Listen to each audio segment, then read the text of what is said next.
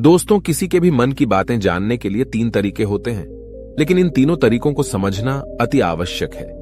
यदि आप इन तीनों तरीकों को समझ लेते हैं तो आप किसी के भी मन की बातें बड़ी ही आसानी से जान सकते हैं, समझ सकते हैं। तो चलिए इसे एक बुद्ध कहानी के माध्यम से समझते हैं कि किस तरह से आप दूसरों की मन की बातें जान सकते हैं, समझ सकते हैं। बहुत समय पहले की बात है। एक छोटा सा गांव था। उस गांव में 2 भाई रहा करते थे। बड़ा भाई अंधा था, जिस कारण वो हमेशा घर पर ही बैठा रहता था, और छोटा भाई खेती किया करता था, लेकिन खेतों में अधिक जानवर आने से पूरी फसलें नष्ट हो जाती थीं, जिस कारण छोटा भाई बहुत परेशान हो चुका था। तभी उसे एक तरकीब सूझी। एक दिन उसने सोचा, खेतों में से इन जानवर को भगाने के लिए क्यों ना मैं अपने बड़े भाई की मदद लूं। वैसे भी बड़े भैया अंधे हैं, अगर वह खेत में बैठे रहेंगे और जानवरों की आहट आने पर वो उन्हें जोर से चिल्लाकर भगा सकते हैं, जिससे हमारी फसलें बच सकती हैं। इसलिए उन्हें मैं खेत में बिठा देता हूं। ये सब सोच विचार करने के बाद उसने अपने खेत में ही एक छोटी सी झोपड़ी तैयार की और अपने अंधे भाई को उस खेत में बिठा दिया और उनसे कहा, भैया, यदि कोई जानवर की आहट आपको सुनाई दे तो आप जोर जोर से चिल्लाना। ये सुनकर वो जानवर यहां से भाग जाएंगे और हमारी फसलें नष्ट होने से बच जाएगी। बड़ा भाई अपने छोटे भाई की बात मान लेता है और वो उस दिन से खेत में ही रहना शुरू कर देता है। जब भी किसी जानवर की आहट उसे सुनाई देती तो वो तुरंत जोर जोर से चिल्लाना शुरू कर देता, जिससे वो जानवर उसके खेतों से भाग जाते। ऐसा करते करते कई दिन बीत चुके थे। तभी एक दिन उसके खेत में एक हिरण भागता हुआ आता है और वह खेत के बांध को तोड़कर वहां से भाग गया। लेकिन उसी हिरण का पीछा करते हुए एक राजा भी उस खेत में आ पहुंचा। तभी राजा की नजर उस अंधे भाई पर पड़ती है। राजा उस व्यक्ति से कहता है, देखो, मैं यहां पर एक जानवर का पीछा करते हुए आया हूं। क्या तुमने उस जानवर को यहां पर देखा है? इस पर वो व्यक्ति कहता है, हे राजन, मैं तो अंधा हूं, मैं भला किसी जानवर को कैसे देख सकता हूं। लेकिन मैं आपको इतना जरूर बता सकता हूं कि जो जानवर मेरे खेतों से होकर भागा है वो आपके लायक नहीं है। आप उसके पीछे अपना समय यूं ही व्यस्त कर रहे हैं। राजा उस अंधे व्यक्ति की बात सुनकर बड़ा अचरज में पड़ गया। वो ये सोचने लगा कि आखिर ये तो अंधा है, फिर इसे कैसे पता कि जिस हिरन को मैं तलाश रहा हूं वह हिरन मेरे लायक है ही नहीं। ये अंधा व्यक्ति मुझे कैसे बता सकता है? तभी राजा उस अंधे व्यक्ति से कहता है, कहीं तुम मुझसे झूठ तो नहीं कह रहे? एक तरफ तुम ये कहते हो कि तुम अंधे हो और दूसरी तरफ तुम ये भी कह रहे हो कि जो जानवर यहां से भागा है वो मेरे लायक नहीं है। इस पर वो अंधा व्यक्ति कहता है, हे राजन, जिसे आप एक हिरण समझ रहे हैं, असल में वो एक हिरण नहीं है, बल्कि एक हिरणी है, और वो भी गर्भवती है। और जहां तक मुझे ज्ञान है, मैंने कभी किसी राजा को किसी गर्भवती हिरणी का शिकार करते हुए नहीं सुना है, और इसी कारण मैं आपसे ये कह रहा हूं कि वो हिरणी आपके लायक नहीं है। आप उसके पीछे अपना समय व्यर्थ ना करें।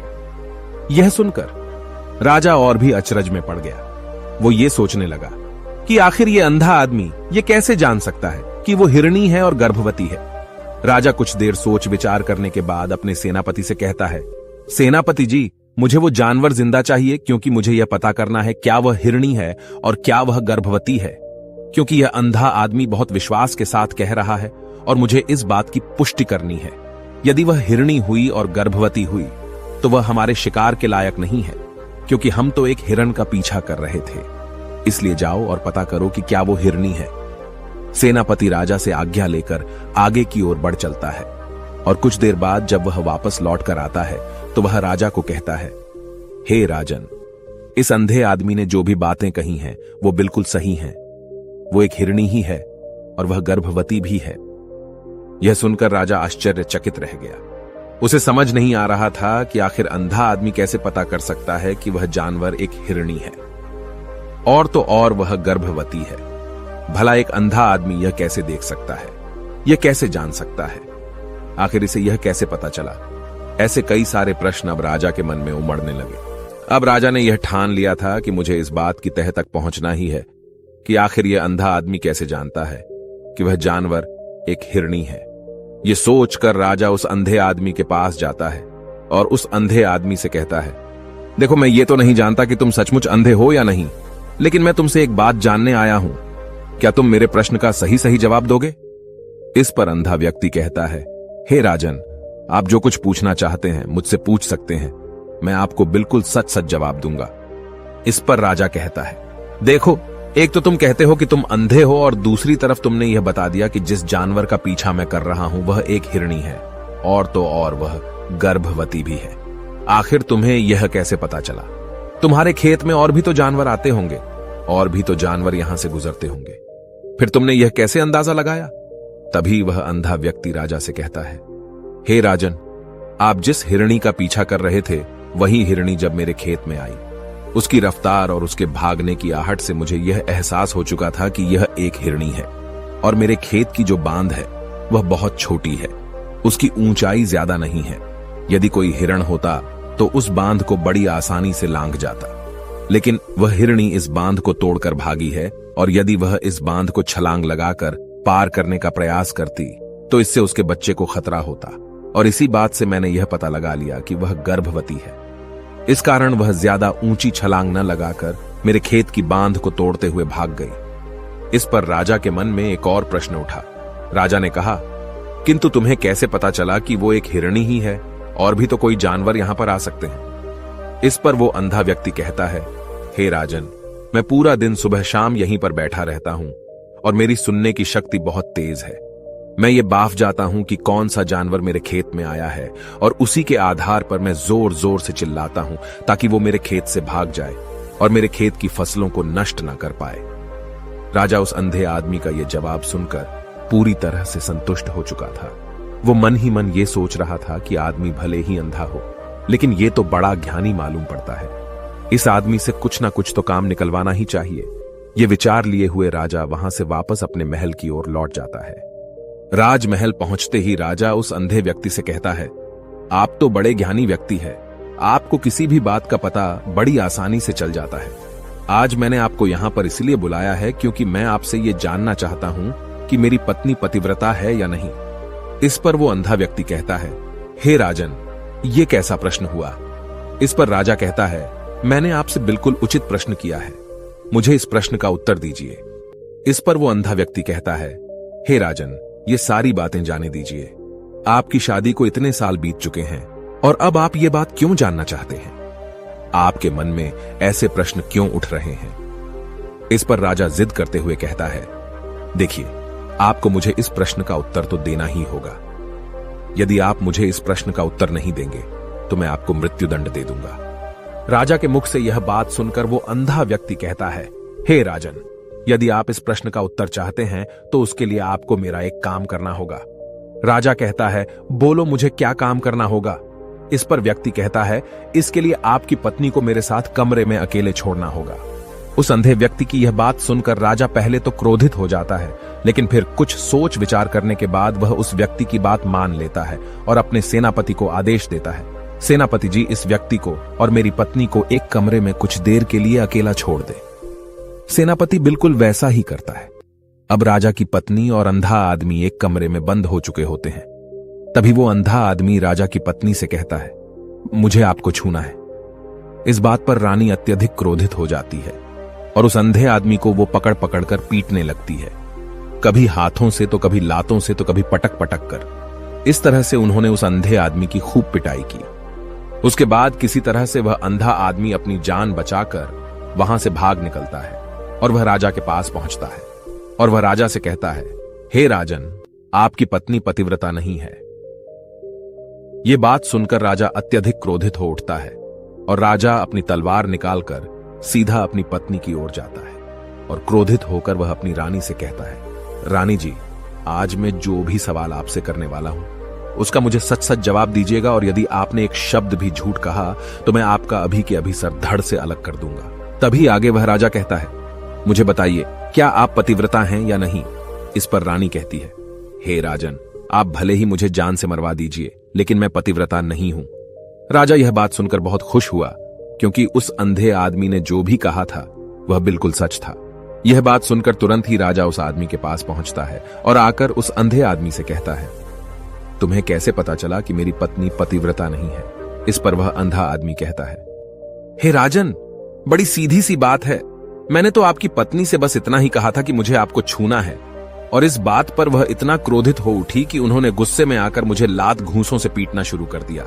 और भला कोई औरत किसी और मर्द को कैसे छू सकती है, लेकिन उन्होंने न आव देखा न ताव, बस लात घूंसे मुझ पर बरसाने शुरू कर दिए। वह भी तो एक छूना ही हुआ, और एक पतिव्रता नारी कभी भी पराये मर्द को नहीं छूती। जब मैंने उसे छूने के लिए कहा था तो वह उस वक्त मुझे मना कर सकती थी, लेकिन उन्होंने तो मुझे पीटना शुरू कर दिया और देखते ही देखते उन्होंने मेरे पूरे शरीर को छू लिया। अब आप ही बताइए, ऐसी स्त्री भला पतिव्रता कैसे हो सकती है? इस पर राजा कहता है, तुम तो बड़े ज्ञानी मालूम पड़ते हो। अच्छा ठीक है, चलो तुम मेरे एक प्रश्न का और जवाब दो। यदि तुमने मुझे इस प्रश्न का सही सही जवाब दे दिया तो मैं तुम्हें यहां से जाने दूंगा। आगे राजा उस अंधे आदमी से कहता है कि तुम मुझे यह बताओ, क्या मैं सच में अपने पिताजी का ही बेटा हूं या फिर किसी और का? इस पर वह अंधा भी कहता है, हे राजन, इस बात से आपका क्या लेना देना?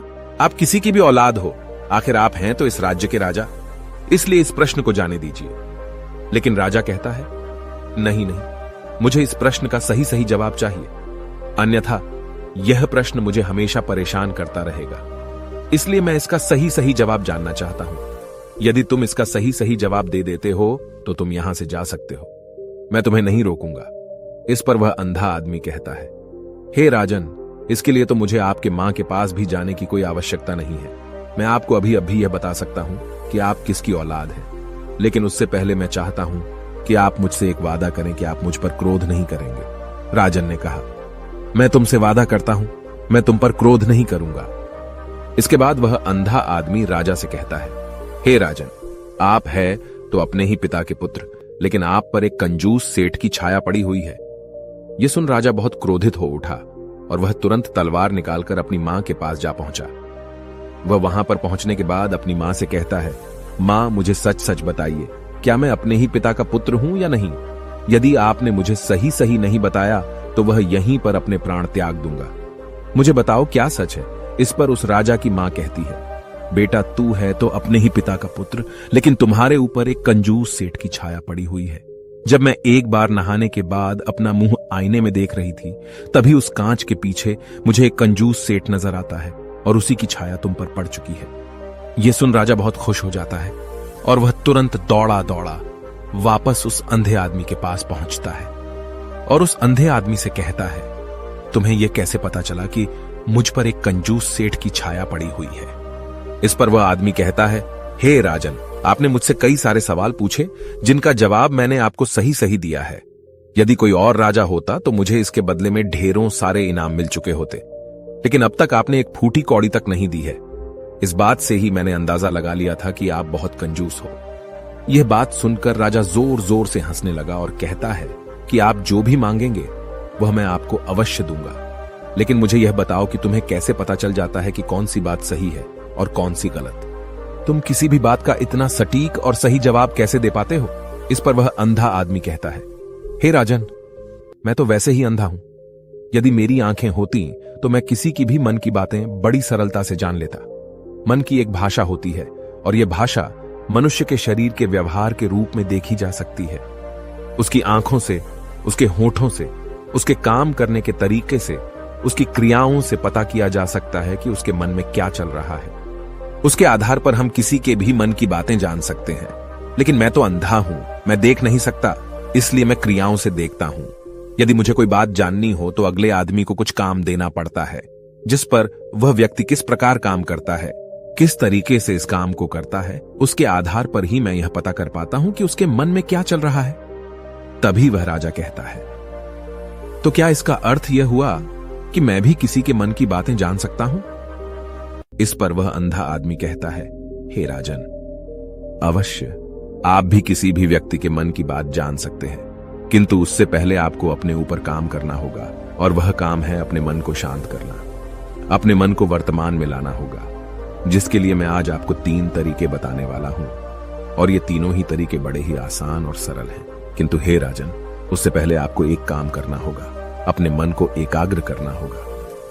जब हम अपने मन को एकाग्र करते हैं, अपने मन को वर्तमान में लाते हैं, तो हम दूसरे के मन की बात जान सकते हैं, क्योंकि वह आदमी अभी भी अपने मन में वर्तमान में ही सोच रहा है, और हमें भी मन को वर्तमान में ही लाना होगा। तभी हम उसके मन की बातें जान सकते हैं। यदि हम अतीत में हुई घटनाओं के बारे में सोच रहे हैं तो वह जो अगला आदमी वर्तमान में सोच रहा है, वर्तमान में अपने मन में बात कर रहा है, वह हम कैसे जान पाएंगे? क्योंकि हम तो अतीत की घटनाओं में डूबे हुए हैं। इसलिए किसी के भी मन की बात जानने के लिए सबसे पहले हमें हमारे मन को एकाग्र करना होगा, उसे वर्तमान में लाना होगा। आगे वह व्यक्ति राजा से कहता है, हे राजन, जो 3 तरीके मैं आपको बताने वाला हूं, इन 3 तरीकों से बड़ी आसानी से किसी के भी मन की बातें जान सकते हैं। उसके बाद वह अंधा आदमी राजा से कहता है, हे राजन, जो सबसे पहला तरीका है वह है आंखों पर ध्यान देना। किसी व्यक्ति से बात करते वक्त उसकी आंखों में देखना, उसकी आंखों पर ध्यान देना जो सबसे ज्यादा जरूरी है, क्योंकि आंखें बोलती नहीं पर बहुत कुछ कह जाती हैं। यदि हम किसी व्यक्ति की आंखों के इशारों को समझना सीख जाएं, हम यह जान पाएंगे कि व्यक्ति के दिमाग में क्या चल रहा है, वह क्या सोच रहा है और अभी वह क्या करने वाला है। मेरे पास आंखें नहीं हैं, लेकिन मैंने अपने गुरु से यह विद्या सीखी है, क्योंकि बहुत सालों पहले मेरे पास आंखें थीं और मैं उस वक्त लोगों के मन की बातें केवल उनकी आंखों से ही जान लेता था। इसलिए यदि आप भी दूसरों की मन की बातें जानना चाहते हैं तो आपको भी उनकी आंखों पर गौर करना चाहिए, जैसे कि उनका आकार कैसा है, वह कब, कहां और किधर देख रहे हैं। यदि उसकी आंखें यहां वहां घूम रही हैं, जब आप उससे बातें कर रहे हैं तो वहां वह इधर उधर मोड़ रहा है, कभी ऊपर तो कभी नीचे या कभी आसपास, या फिर उसकी आंखें खुश नजर आ रही हैं या फिर आंखें निराश नजर आ रही हैं, जैसे कि चोर होता है। उसकी आंखों में जब हम देखते हैं तो हमें यह पता चलता है कि अगले आदमी ने कोई गलती की है। ठीक उसी प्रकार जब हम किसी चालाक व्यक्ति की आंखों में देखते हैं तो आपको पता चलेगा कि उसकी आंखों में एक भाषा होती है। एक बहुत ही सीधा और आसान तरीका होता है। यदि आपको यह पता लगाना है कि सामने वाला व्यक्ति आपसे झूठ कह रहा है या फिर सही, तो आपको उसकी आंखों पर ध्यान देना अति आवश्यक है। यदि आपसे बात करते वक्त वह व्यक्ति अपनी आंखें यहां वहां घुमा रहा है, ऊपर नीचे, इधर उधर, दाएं बाएं, हर जगह देख रहा है, तो इसका अर्थ यह हुआ कि वह उस बात से निकलने का कोई रास्ता ढूंढ रहा है, वो कोई झूठ बना रहा है।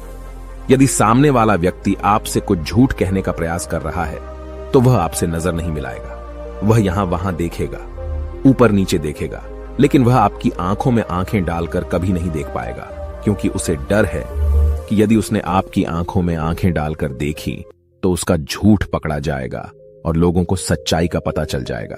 और इसी प्रकार कुछ और भी भाषाएं होती हैं। जब आप किसी की आंखों में आंखें डालकर यह देखना शुरू कर देंगे कि उसके हाव भाव क्या है, ठीक उसी प्रकार चेहरे के हाव भाव होते हैं, जिससे हम मन की बातें बड़ी आसानी से समझ सकते हैं और इन्हें भी समझना बहुत जरूरी है। कभी कभी कोई व्यक्ति अपने चेहरे से जैसे आंख, होंठ और बहुत से कुछ अलग अलग व्यवहार करता है। यदि आप किसी व्यक्ति के चेहरे में गौर करेंगे तो आप आसानी से समझ पाएंगे कि वह व्यक्ति निराश है, जब व्यक्ति बहुत उदास है, या फिर वह बहुत खुश है, या फिर उसे कोई बहुत बड़ा दुख है। वह अपने अंदर क्या महसूस कर रहा है, ये सारी बातें हम उसके चेहरे के हाव भाव से पता कर सकते हैं। फिर चाहे इंसान जुबान से कुछ बोले या ना बोले, लेकिन आप उसके चेहरे से सब कुछ पता कर सकते हैं। आगे व्यक्ति राजा से तीसरा तरीका बताते हुए कहता है, हे राजन, इसी प्रकार तीसरी भाषा भी है, अर्थात तीसरा तरीका भी है, और वह है हाथों के इशारे और शरीर का व्यवहार। मन की बात समझने के लिए हमें हाथ के इशारे और शरीर के व्यवहार को समझना बहुत आवश्यक है। कोई व्यक्ति जब बात करता है तो आपने देखा होगा कि वो अपने हाथों को हिलाता रहता है, अपने हाथों से इशारा करता रहता है। बातों के साथ साथ अपना शरीर का जो व्यवहार है, अर्थात बॉडी लैंग्वेज, उसका भी पूरा उपयोग करता है, जिससे हमें यह पता चल पाता है कि वह व्यक्ति हमारी बातों पर कितना ध्यान दे रहा है और उसके मन में क्या चल रहा है। शरीर के व्यवहार को देखने के लिए उसके हाथ मटकाने, शरीर मटकाने और चेहरे पर बार बार हाथ लाने, हाथों का एक दूसरे से मसलना, ऐसी बहुत सी क्रियाएं होती हैं, उस पर हमें ध्यान देना अति आवश्यक है। मन की बात को समझने के लिए हमें शरीर के व्यवहार को भी समझना पड़ता है। यदि हम इन 3 तरीकों को सही तरीके से ध्यान देकर इन 3 तरीकों को अच्छे से समझ लेते हैं तो हम बहुत जल्दी किसी भी व्यक्ति के मन की बातें बड़ी सरलता और सहजता से जान सकते हैं। इसलिए यदि आपको किसी के मन की बातें जानी हैं तो आपको उसकी आंखों पर, उसके चेहरे पर, उसके शरीर के हाव भाव को और उसके हाथों को ध्यानपूर्वक देखना और समझना होगा, जिससे आप यह समझ पाएंगे कि आखिरकार उसके मन में क्या चल रहा है और वह क्या सोच रहा है। लेकिन उनसे पहले आपको अपने मन को एकाग्र करना होगा, शांत करना होगा और अपने मन को वर्तमान में लाना होगा। तभी आप उस व्यक्ति की इन सभी क्रियाओं पर ध्यान दे पाएंगे, उन्हें समझ पाएंगे। अन्यथा आप यदि अतीत की घटनाओं में व्यस्त हैं, भविष्य की योजनाओं में व्यस्त हैं, तो आप उस व्यक्ति के हाव भाव पर कभी ध्यान ही नहीं पाएंगे और न ही आप कभी यह समझ पाएंगे कि आखिर उस व्यक्ति के मन में क्या चल रहा है, वह क्या सोच रहा है। आपने देखा होगा कि ऐसे कई बड़े संत महात्मा हैं जो बड़ी ही शांति से आपको देखते हैं और आपको देखकर ही ये बता देते हैं कि आपके मन में क्या चल रहा है, आप उनसे क्या जानने आए हैं। और इसका सबसे बड़ा प्रमुख कारण यही है कि वह आपको पढ़ सकते हैं, आपको समझ सकते हैं, आपकी मन की बातें जान सकते हैं, क्योंकि उनका मन एकाग्र है, शांत है। और यही कारण है कि वह आपके मन की बातें बड़ी सरलता से समझ जाते हैं। यदि आपने अब तक पूरी कहानी को सुना है तो मैं आपसे एक छोटा सा अनुरोध करना चाहता हूं। कृपया इस चैनल को सब्सक्राइब करें ताकि मैं आपके लिए और भी ऐसी ही ज्ञान से भरपूर कहानियां लेकर आ सकूं। नमो बुद्धाय। मिलते हैं एक नई कहानी के साथ अगली वीडियो में।